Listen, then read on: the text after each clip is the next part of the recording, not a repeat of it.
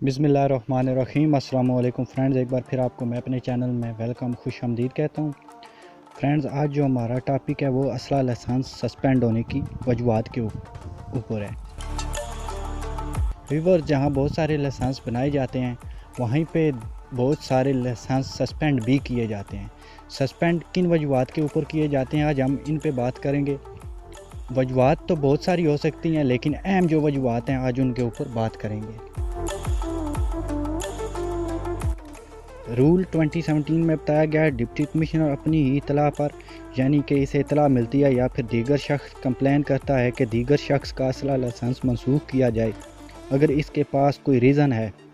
अगर कोई शख्स डिप्टी कमिश्नर को एप्लीकेशन देता है या कोई से इतला मिलती है कि इस शख्स का लाइसेंस मनसूख किया जाए, अगर उसके पास कोई इंफॉर्मेशन है तो उस बिना पे असला लाइसेंस सस्पेंड किया जा सकता है। वो रीज़न कौन कौन से हैं इन पे बात करते हैं।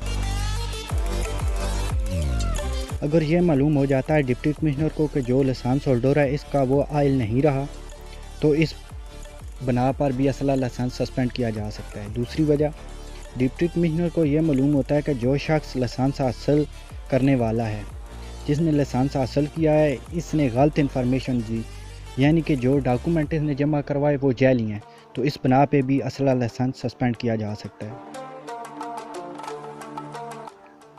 तीसरी वजह यह है, अगर लाइसेंस होल्डर अपने असले का लाइसेंस टाइम के अंदर रिन्यू नहीं करवाता तो भी लाइसेंस सस्पेंड किया जा सकता है।